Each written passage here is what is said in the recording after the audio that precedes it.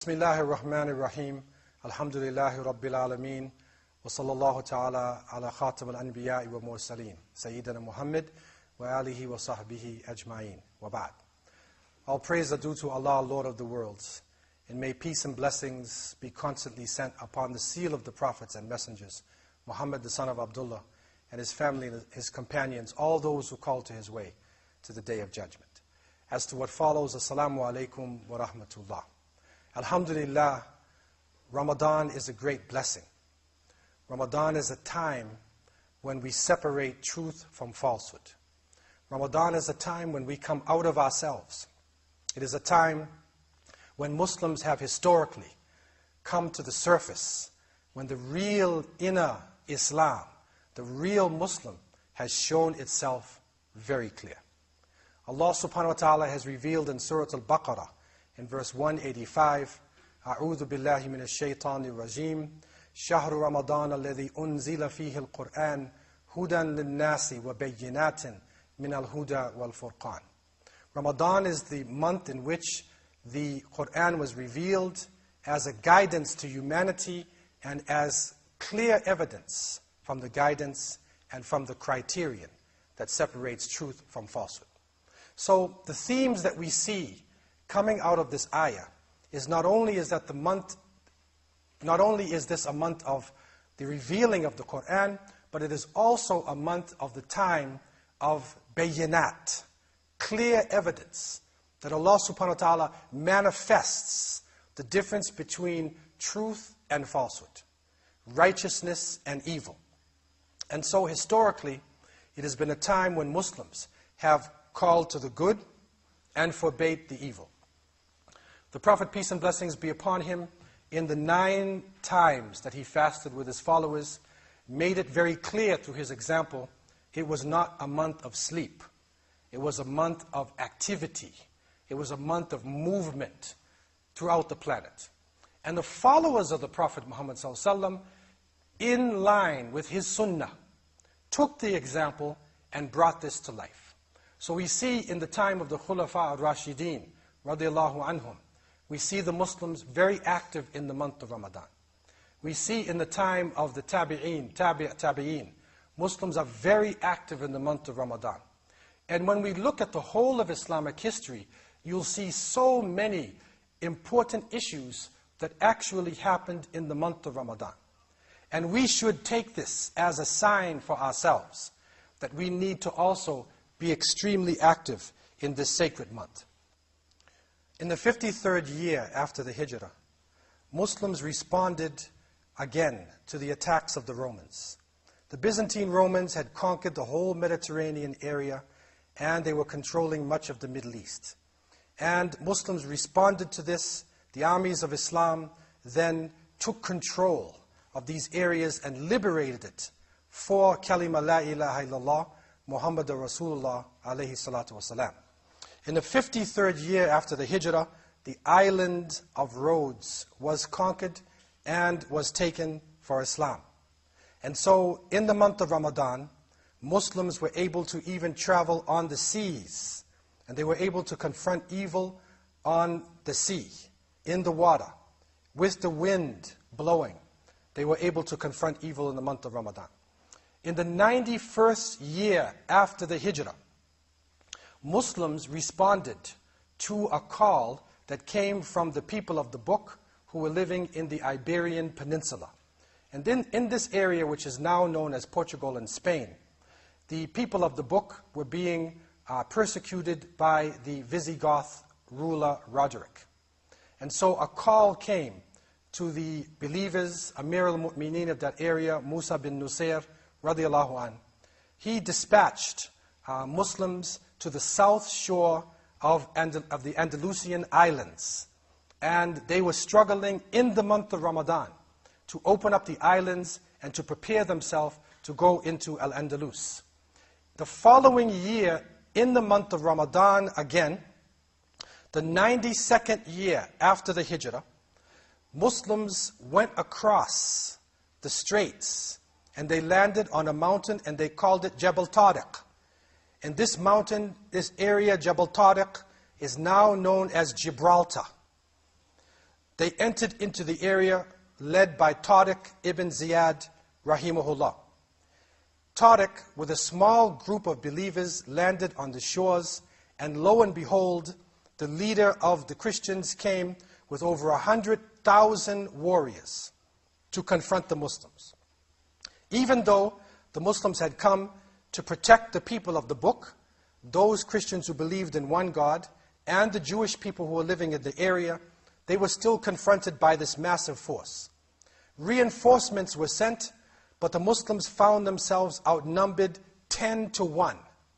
This did not stop them. In the month of Ramadan, they confronted evil. In the month of Ramadan, they were outnumbered 10 to 1. And Tariq ibn Ziyad, rahimahullah, faced them and showed them clearly, La hawla wa la quwwata illa billah. There is no authority, there is no power except with Allah subhanahu wa ta'ala. And they went forward, and in the month of Ramadan, Allah subhanahu wa ta'ala separated truth from falsehood, and they opened it up. And not only did they drive back the King Roderick, he disappeared from history, but they continued on in the month of Ramadan. They continued into other parts of Al-Andalus, which became one of the greatest empires in the history of Islam. In the 361st year after the Hijrah, the well-known institution of Islamic learning, Jami al-Azhar, was opened up in Al-Qahira in Cairo for worship and for the teaching of Arabic and Islamic sciences. And this began right in the month of Ramadan. So this is a month of learning. It's activity. Not only the physical activity of struggling against the evil, but also the mental activity of learning Islam and struggling against the evils that confront us. In the 584th year after the Hijrah, Sultan Salahuddin al-Ayyubi, rahimahullah, confronted the forces of the Crusaders. And after he had already defeated them in Jerusalem, they still wanted to come back. Treachery happened. The kings that were allowed to return gathered themselves together with Richard the Lion-Hearted. And they came with a massive force in order to destroy Islam. But Salahuddin, rahimahullah, had gathered together the believers, and they confronted the Crusaders in the month of Ramadan and won decisive victories. And they were able to gain that which history still remembers up until today. It is said that when they were confronted by this large force and Ramadan arrived, the advisors to the Sultan, rahimahullah, they said, you should rest. You should rest. It's the month of Ramadan. Because maybe in some of their minds, they should go to sleep. But Sultan Salahuddin, rahimahullah, he replied and he said, this life is short and our fate is not safe. So he continued his march until he conquered the high fortress of Safad in the middle of the month of Ramadan. He went into high areas and he opened up territories for the believers. So Ramadan was a time of action, and in confronting the Crusaders' powerful forces, Muslims were propelled by their fasting. They weren't put to sleep. Fasting woke them up. One of the most decisive victories in Islamic history happened in the year 658 after the Hijrah. This happened when the armies of the Mongols, the armies of Al-Maghul, had entered into the Muslim world. And it is well known that these armies were carrying a force that was never seen before by Muslims. The destruction that it carried forth in the Muslim world was almost unimaginable.